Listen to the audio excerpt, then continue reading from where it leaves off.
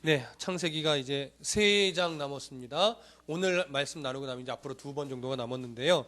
저번 주에는 야곱이 이제 애굽 땅에 들어와서 식객으로 들어왔음에도 불구하고 하나님의 영적인 축복의 통로로서 하나님의 깊고 크신 사랑을 일평생 경험했던 이 야곱은 애굽 왕 바로에게 머리에 손을 얹고 축복을 하는 그런 놀라운 모습을 보여주었습니다.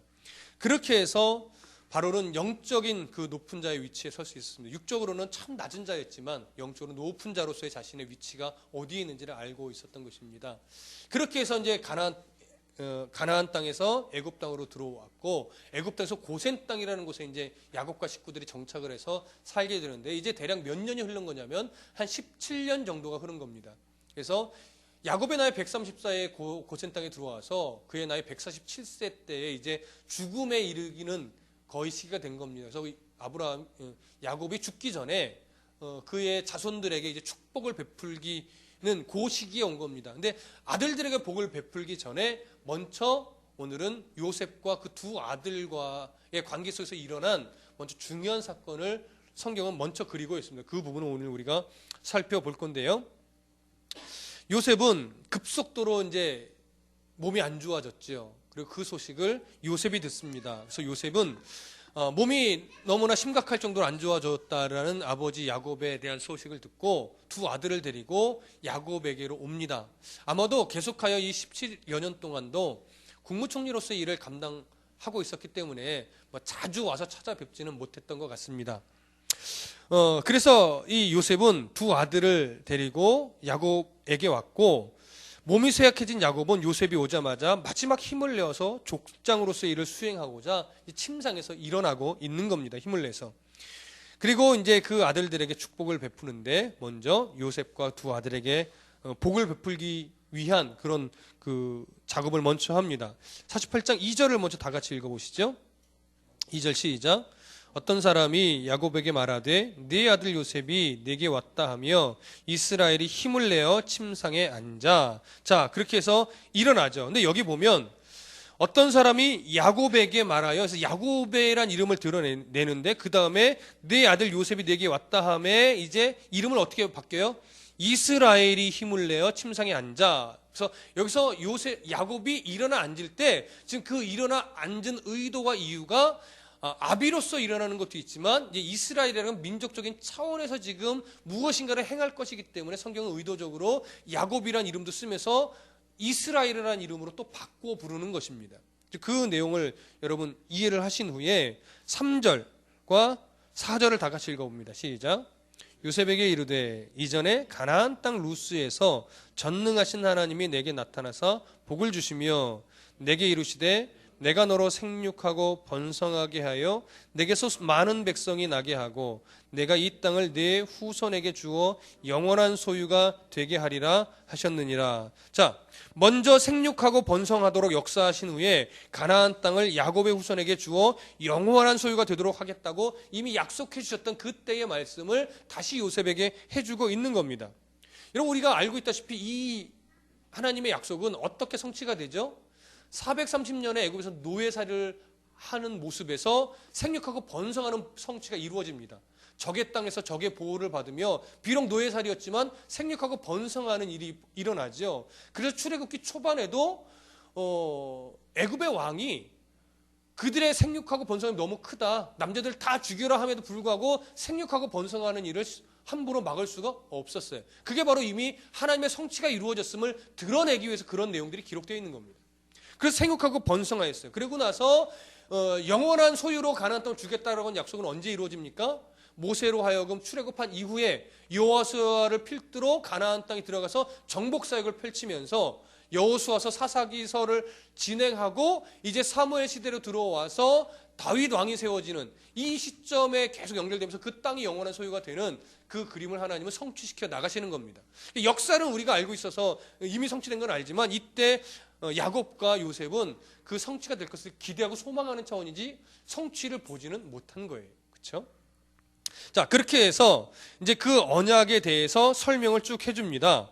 그러고서 이제 야곱은 족장으로서 그 언약 야곱에 대한 성취를 소망하고 바라보는 거예요.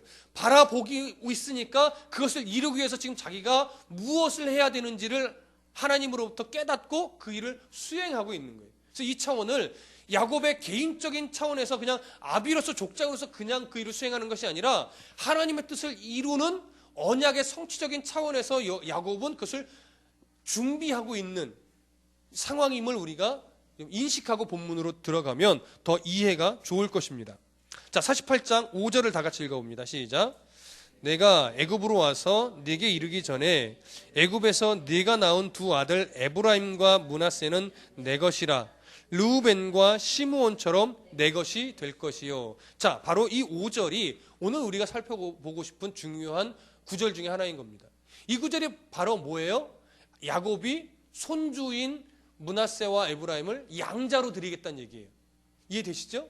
그래서 6절에 보니까 이렇게 말해요. 이들 후에 내 소생은 네 것이 될 것이니까, 그러니까 에브라임과 므낫세는 야곱의 소생이 되는 거고 그 이후에 나온 셋째 아들부터는 이제 네 소생이다. 이렇게 지금 야곱이 얘기를 하는 겁니다. 그래서 유산도 그들의 이름으로 받는 것이 아니라 형들의 이름으로, 에브라임과 므낫세 이름으로 받아서 함께 그들이 묶어서 받게 될 것이다.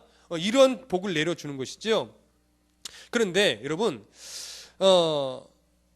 이 말을 할 때에 사실 요셉은 마음에 하나 좀 막힌 게 있었을 거예요. 뭐냐면 자기 두 아들은 순수 혈통이 아니잖아요. 애굽인 아내와의 사이에서 낳게 된 두 아들이란 말이에요. 그러니까 어떻게 보면 아버지가 야곱이 우리 두 아들을 정말 이스라엘의 후손으로, 그 언약의 가문에 이어갈 후손으로 인정을 해 주실까? 형제들이 인정할까? 이런 조금 뭔가 좀 말하기는 좀 껄끄럽지만 그런 좀 무거운 마음이 있었을 거예요. 그 마음으로 어쩌면 아버지의 죽음 앞에 임종 가까이 왔을 때 두 아들 그래서 또 데리고 왔는지도 모르겠습니다. 그때 이 야곱은 후손으로 인정해주는 차원을 더 뛰어넘어서 어떻게 해요? 내 아들로 입적을 시키겠다, 이렇게 얘기를 하고 있는 거예요. 근데 이 입적이라는 것이 양육권을 갖고 오겠다라는 얘기는 아니에요. 이 말을 오해하시면 돼요. 내가 양육권을 갖고서 이제 내 밑에서 내 자라게 하겠다, 이런 의미는 아니고 법적인 위치를 내가 올려놓겠다라고 하는 이유인 거예요. 법적인 그 의도에 한해서. 그래서 이제 야곱은 법적인 절차를 이제 시작을 합니다. 이제 두 아들이 내 소생이 될 것이다라고 해서 입양할 것에 대한 의사를 밝혔고, 요셉도 그거에 뭐 동의할 수밖에 없죠. 뭐 아버지가 그렇게 얘기를 하는데, 그래서 입양 절차를 밟게 되는데, 지금 이 입양을 하겠다라고 하는 것은 법적인 권리 차원에서 지금 이 에브라임과 므낫세를 르우벤과 시몬의 위치로 올리겠다라고 하는 그런 의도라는 것 여러분 이해하시고요. 이 부분을 우리가 조금 더 볼 것은 뭐냐면, 만약이 아니라 진짜 입양이 되면, 지금 입양 절차가 시작했다는데 입양 절차가 끝나서 입양이 되면 르우벤과 시므온이 장자와 차자란 말이에요. 근데 그 대열에 누가 올라가는 격이 되는 거예요? 에브라임과 므낫세가 그 대열에 올라가는 거예요. 그러면 요셉의 두 아들이 말하자면 큰아버지들, 형제들의 반열에 올라가면 자동적으로 요셉은 어느 반열에 올라갈 수밖에 없습니까? 요셉도 아들의 반열이에요? 또 그거는 말이 안 되죠. 그러니까 요셉은 자동적으로 위치상으로는 야곱의 자기 아버지의 반열에 올라가는 거예요. 그렇다고 그가 뭐 나는 내가 아버지인데 이럴 것은 아니지만 위치적으로 그렇게 될 수밖에 없는 거예요. 왜? 두 아들이 입양되어 버렸으니까. 그런데 이것이 놀랍게 어떻게 성경에서 성취가 되느냐? 가나안 땅을 이제 땅을 분배할 때 몇 지파가 분배를 받죠? 12지파가 분배를 받아요. 근데 요셉 지파라는 이름으로 분배를 받든가요? 안 받죠? 요셉 지파는 두 지파로 또 따로 갈라져요. 어떻게 해요? 에브라임 지파와 므낫세 지파로. 그래서 요셉 지파라고 하지만 요셉 지파라는 이름을 잘 안 씁니다. 므낫세 반지파, 에브라임 반지파, 이런 표현이 종종 나와요. 이거 왜 반지파라고 하냐면 요셉 지파가 두 몫으로 갈라졌다라고 하는 의도예요.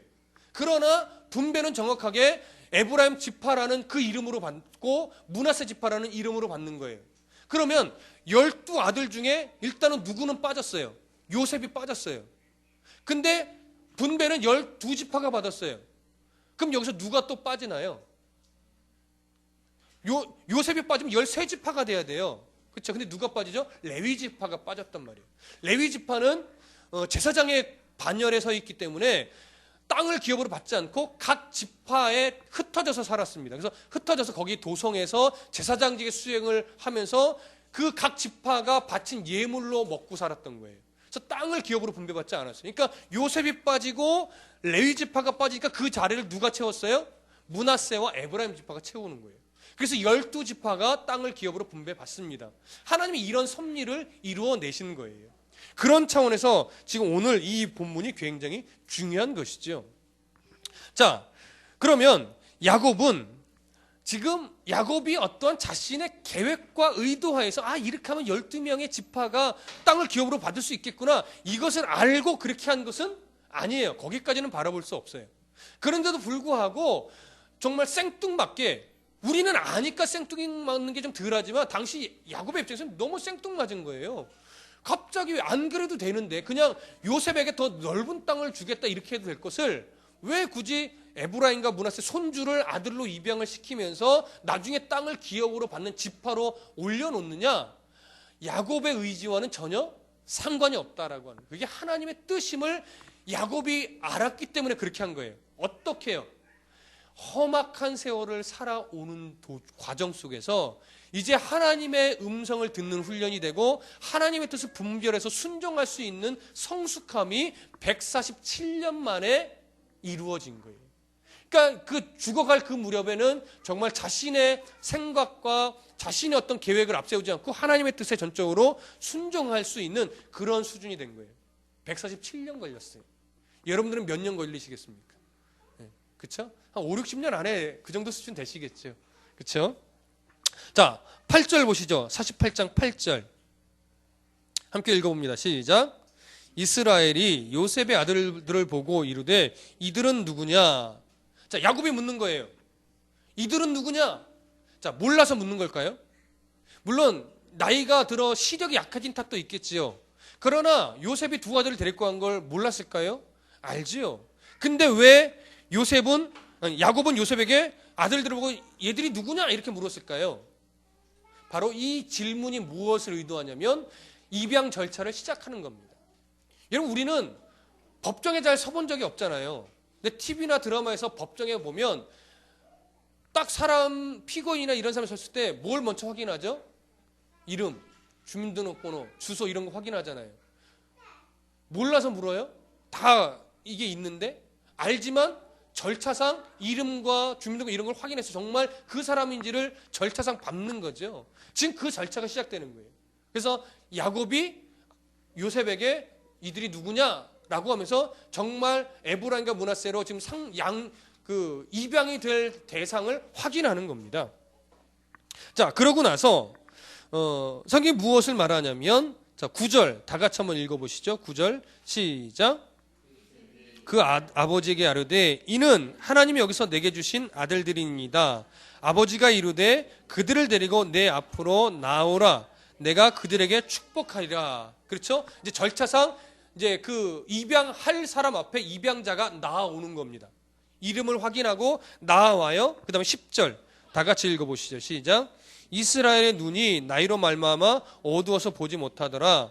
요셉이 두 아들을 이끌어 아버지 앞으로 나아가 이스라엘이 그들에게 입맞추고 그들을 안고 11절 요셉에게 이르되 내가 네 얼굴을 보리라고는 생각하지 못하였더니 하나님이 내게 네 자손까지 보게 하셨도다. 자, 그들을 앞으로 인도하여 야곱이 끌어안고 입을 맞추는 이 행위가 바로 이제 이 아들은, 이 두 사람은 내 아들로 입양되었습니다라는 것을 확인하는 절차예요. 확인하는 절차. 자, 그러고 나서 12절 다 같이 읽어봐요. 시작. 요셉이 아버지의 무릎 사이에서 두 아들을 물러나게 하고 땅에 엎드려 절하고, 뒤로 물러나서 두 아들이 절을 하는 이 장면이 바로 이제 입양 절차가 다 끝났음에 감사하는, 그래서 아버지로서 인사를 하는 겁니다. 이게 여기까지가 바로 입양 절차가 끝나는 거예요.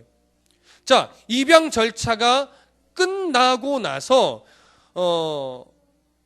야곱이 이제 중요한 것을 하나 하는데 두 아들로 인정을 해서 이제 축복의 메시지를 선포를 해줍니다. 자, 그 장면이 몇 절이냐면 13절 다 같이 읽어봅니다. 시작. 오른손은 에브라임을 이스라엘의 왼손을 향하게 하고 왼손으로는 므낫세를 이스라엘의 오른손을 향하게 하여 이끌어 그에게 가까이 나아가매. 예, 좀 복잡하게 기록되어 있지만 쉽게 말하면 이겁니다. 므낫세는 야곱의 오른손 앞에 세워주고 에브라임은 왼손 앞에 세워졌다라고 하는 거예요. 왜요? 축복의 장자로서의 축복은 오른손으로 받기 때문에 그래요. 그래서 야곱의 오른손 앞에 므낫세를 세워놨어요. 요셉이. 왼손 앞에는 에브라임을 세워놨어요. 그래서 양손으로 머리에 얹으면 어떻게 해요?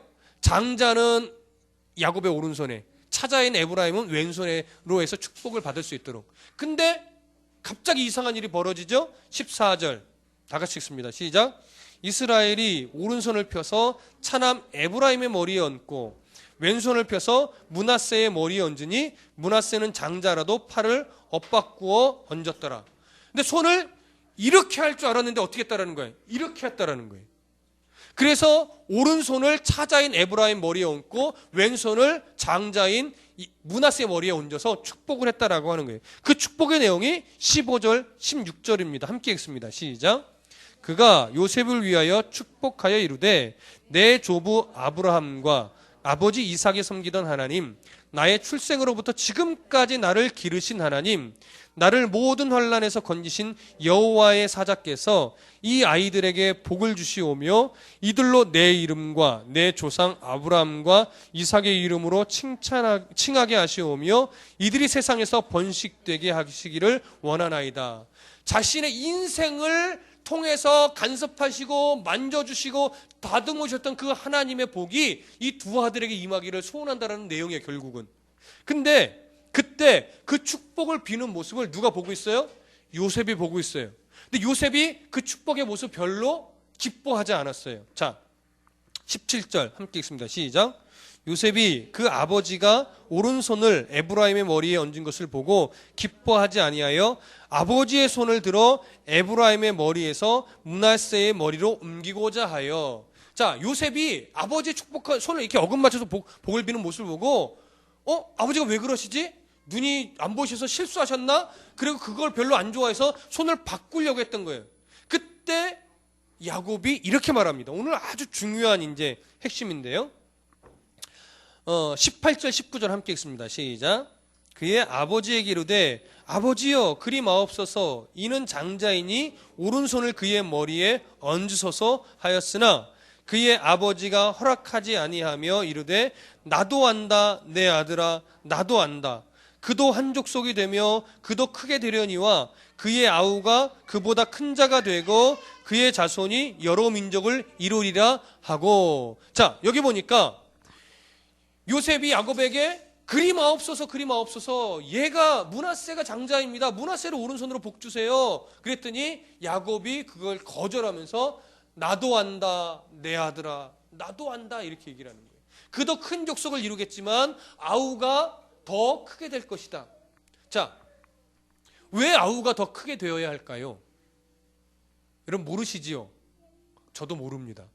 왜요? 성경은 이야기하고 있지 않습니다. 왜? 그 부분이 지금 중요한 것이 아니기 때문에 그래요. 성경이 말하고 싶은 것은 뭐냐면 에브라임, 차자인 에브라임이 왜 장자로서의 복을 받아야 되는가에 두지 있지 않고 그것이 하나님의 뜻이었기에 야곱이 순종하여 그렇게 복을 빌어줬다. 여기에 초점이 있는 거예요. 왜 야곱이 에브라임을 장자로 복을 주었느냐? 이거에 초점이 없어요. 이해되시죠? 근데 요셉은 아직 너 하나님 앞에 정말 훈련되어지고 다듬어진 사람임에는 불구하지만 맞지만 지금 여기서 이 장면에서 하나님의 뜻을 바라보지는 못했다라고 하는 거예요. 자기가 볼 때는 장자에게 복을 비는 게 맞는데 왜 거꾸로 비시지? 그래서 바꾸려고 했던 거죠. 그러나 147년 동안 하나님의 손에 다듬어지고 훈련되어진 야곱은 이제 일평생 사실은 하나님의 뜻을 뒤로 두고 자신의 뜻을 이루려고 살아왔던 인물이잖아요. 근데 하나님이 그 모든 것을 다 포기시키셨죠. 다 이루지 못하게 하셨죠. 그러면서 하나님의 뜻대로 그것을 이루도록 순종하도록 147년을 만지셨어요. 이제야 하나님은 야곱이 하나님의 뜻에 순종하는 사람으로 되었다라는 것을 지금 성경이 증언하고 있는 거예요. 그래서 요셉이 싫어했지만 야곱은 하나님의 뜻대로 복을 장자의 차자인 에브라임이 더 장자로서의 복을 빌어주고 차자로서는 므낫세에게 거꾸로 빌어준 겁니다. 그래서 나도 안다 내 아들아 나도 안다 하면서 나도 전통을 알고 나도 장자에게 복을 먼저 빌어줘야 되는 건 알지만 하나님의 뜻이 더 우선이다. 이 얘기를 하는 거예요. 이걸 가르쳐주는 거예요. 그래서 하나님의 뜻에 순종하여 야곱은 에브라임에게 장자의 복을 빌어주고 므낫세에게 차자의 복을 빌어준 것입니다. 오늘 우리가 배우고자 하는 것이 바로 이것입니다. 여러분, 우리는 하나님의 뜻을 우선시하고 하나님의 뜻을 깨닫는 훈련을 해야 됩니다. 그런데 그 뜻을 하나님의 뜻을 분별하여 알아가는 훈련이 참으로 단기간에 되어지는 일이 아니라는 거예요. 어느 날 뜨겁게 기도하면 그것을 분별력이 막 빨리 생기고 어느 날 기도하는 일을 게을리 했더니 막 분별력이 안 생기고 이런 차원의 문제가 아니라는 거예요. 하나님의 뜻을 이루기 위해서 오랜 시간 인생의 발자취 그 흔적 속에서 하나님이 다듬어 주시고 만져가시고 하면서 때로는 수십 년, 때로는 인생의 끝자락에 가서야 하나님의 뜻을 분별할 수도 있다라고 하는 거예요. 근데 중요한 것은 결국은 성도는 하나님의 뜻을 분별하는 자로, 하나님의 뜻을 이루는 자로 변화되고 세움을 받게 되더라라고 하는 것이죠. 야곱의 인생, 아브라함의 인생, 이삭의 인생 속에서도 하나님 없이 끊임없이 그 사랑을 증언하셨단 말이에요. 170여 년, 180여 년의 인생을 아브라함과 이삭이 살았지만 그들도 결국은 죽음에 가까워서는 하나님 앞에 믿음의 아버지랑 믿음의 조상이라는 이름도 없고 할 정도로 결국은 끄트머리에는 하나님의 뜻대로 그들이 세움을 받았어요. 성숙해졌단 말이에요. 이삭도 147년 만에 그렇게 성숙해진 인물이에요. 우리도 인생의 끝자락에 가서는 정말 하나의 뜻을 분별할 줄 아는 그러한 성도가 될 것입니다. 그래서 자녀들에게 죽음의 문턱에서는 정말 인생을 통해서 배운 마지막 한마디를 주로 남기게 되죠. 잘 먹고 잘 살아라 이게 아니라 대부분 인생의 끝머리에 신앙의 부모가 남기는 유산은 뭐예요? 하나님을 바르게 섬겨라. 너희들의 인생을 하나님이 붙잡고 있다. 대부분이 바른 성도는 그 유언을 남기게 되어 있습니다. 야곱이 지금 그것을 요셉에게 보여주는 겁니다. 나도 안다 내 아들아 나도 안다. 세상에 뭐가 좋고 뭐가 우선이 되고 뭐가 전통이고 뭐가 귀한 건지를 알지만 그 세상에 아무리 많은 귀한 것들이 있다 할지라도 하나님의 뜻이 우선이다. 하나님의 뜻이 우선이다. 네 뜻을 앞세우지 말고 하나님의 뜻을 앞세워라. 이것을 오늘 우리에게 보여주는 겁니다. 자, 그 이야기를 19절 20절에서 하고 있고요. 이제 마지막 21절 22절을 다 같이 읽어보겠습니다. 이스라엘이 요셉에게 또 이르되 나는 주구나 하나님이 너희와 함께 계시사 너희를 인도하여 너희 조상의 땅으로 돌아가게 하시려니와 내가 네게 내 형제보다 세겜 땅을 더 주었나니 이는 내가 내 칼과 활로 아모리 족속의 손에서 빼앗은 것이니라. 자, 오늘 이 마지막 22절을 해결하고 설교를 마무리하려고 합니다. 자, 22절에 보면 야곱이 요셉에게 이러한 말을 합니다. 내가 더 주었다라고 하면서 뭘 더 줬다라고 하냐면 내가 내게 내 형제보다 세겜 땅을 더 주었나니 이렇게 번역을 해놨어요. 근데 세겜 땅이라는 말이요 사실은 어떤 의미가 있냐면 어깨, 어떤 목 이런 의미가 있습니다. 개역 한글판 성경에서는 일부분을 더 주었나니 그래서 일부분으로 해석을 했어요. 근데 오늘 개역 개정판은 이게 세겜이라고 그냥 성경에 쓰인 음역대로 그냥 번역을 그대로 해버렸어요. 그래서 이 세겜 땅이라는 말은요 뭐냐면 요셉에게 내가 너에게 한 몫을 더 주었나니 이런 의미가 더 큽니다. 그러니까 결국 그것이 뭘로 성취돼요? 에브라임과 므낫세에게 땅을 분배해 줬잖아요. 한 몫을 더 줬단 말이에요. 원래 장자가 한 몫을 더 받아요. 그러니까 두 배가 아니라 다른 형제들에게 준 몫보다 그 몫을 하나 더 받는 거예요.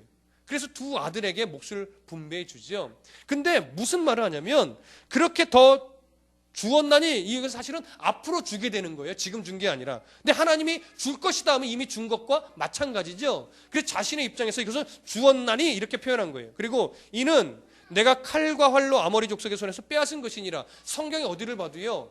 야곱이 세겜의 사람들과 칼과 활로 싸워서 빼앗았다라는 기록은 전혀 없습니다. 그런 적이 없어요. 근데 왜 이렇게 썼느냐? 이 얘기는 뭐냐면 아모리 족속은 가나안 땅의 여러 족속의 어떤 대표 이미지예요. 그러니까 앞으로 가나안 땅을 아들들에게 족속들에게 12지파에게 주게 될 것인데 그 땅을 요셉 지파에게는 어떻게 한 몫을 더 줬어요. 근데 그 땅을 너희들이 이제 믿음으로 믿음의 칼과 방패로 어떻게 싸워서 그 땅을 성취해야 되는 거예요. 하나님이 이미 주었지만 그 믿음을 가지고 싸워서 성취해야 돼요. 이것이 바로 이 야곱의 후손들에게 주어진 하나님의 사명인 거예요. 근데 그것이 단순하게 육적인 칼과 육적인 방패만을 얘기하는 것이 아니라 하나님의 말씀에 세워진 칼과 방패죠. 하나님의 뜻을 잊지 않는 그 성취를 뭐예요? 가나안 땅에 들어가서 후세대들이 이루어야 되는 거예요.